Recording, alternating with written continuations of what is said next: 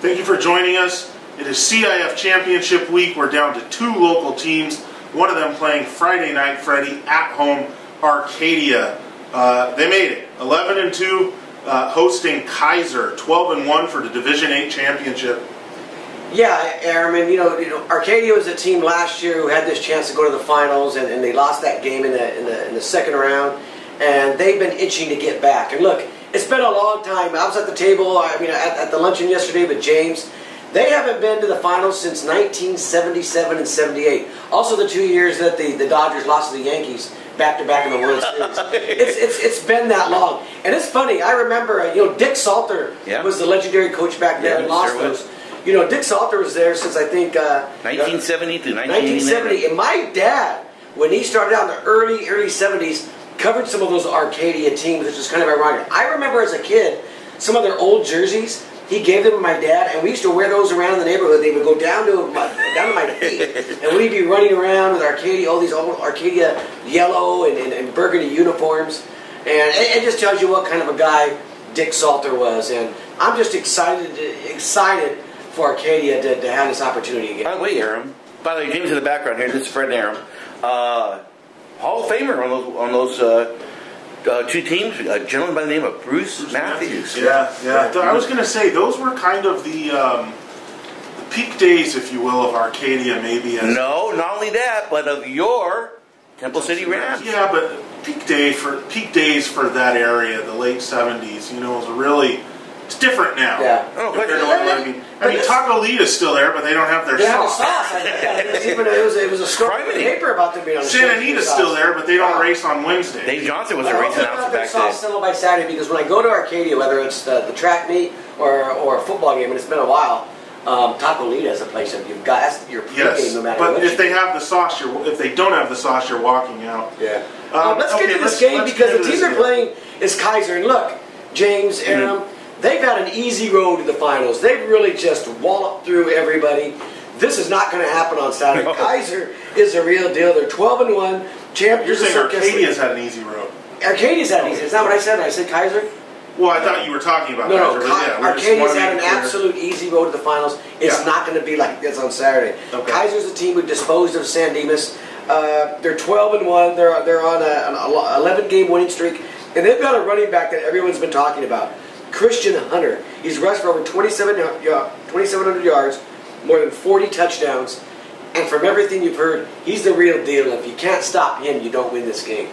Yeah, this is probably, I think now we can say the best 2 teams in the division. Looking at it, Arcadia, the number 1 seed, Arcadia didn't even have to play them, was Catella. They got taken out by Altaloma. Arcadia took out Altaloma.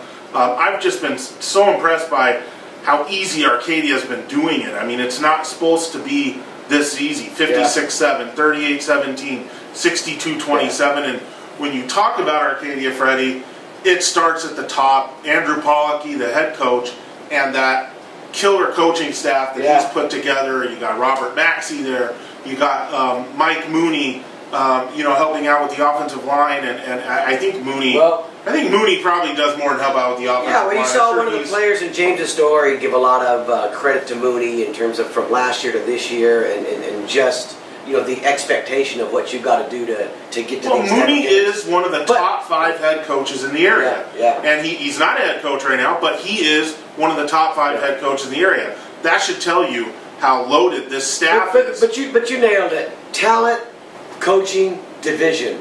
Arcadia has all 3 working for it. Being in Division 8, having the transfers the last few years that have helped reshape this program. Yes, the coaching staff. It is set up for an opportunity like this. And when you get here and you have these opportunities, you have to take advantage of them, because as you know, last year I think they were in Division 10. 11.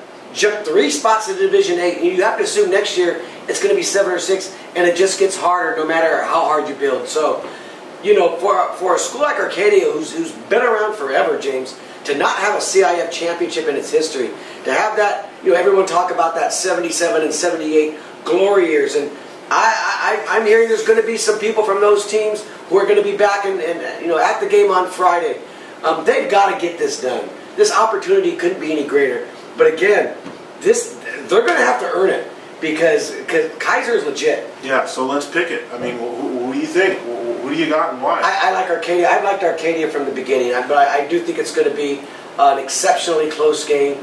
I just think that the timing and everything is there for them to raise that first trophy. How great that is for, I go back to the Salters, and two of his sons are coaching in championship games also this weekend, one with Upland, one with Culver City.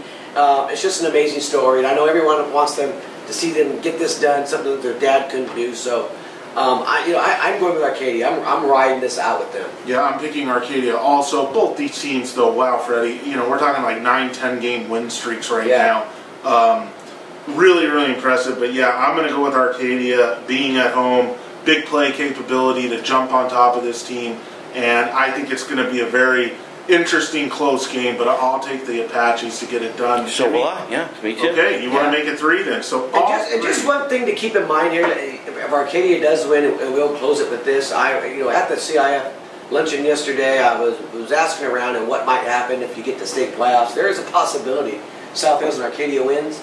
Boom, we got a big game next week. That will be interesting. Got to take care of business. Stat of the day, by the way. Can I end with a stat? The last time Arcadia was in the final, there were 20 Ruder buses that went to Compton High School for the final game. No booster buses. All they have to do is recover from Thanksgiving holidays and go over the stadium. Yeah, this one goes down Friday night at Salter Field. Get your tacolito and get there early. Yeah. Again. The sauce. We're trying to remind you they don't have the sauce, so you might be. They might have the sauce by now. They've said it. Right. It was coming. It was on its way. And I tried to tell you this is a different Arcadia. If they don't have it there by Friday, then they're losing. What you probably should be saying is go to Honey Boba, get your Honey Boba, and then go over there, right there near the campus. Yeah, very good call. Anyways, enjoy the game. Nonetheless, Arcadia hosting Kaiser.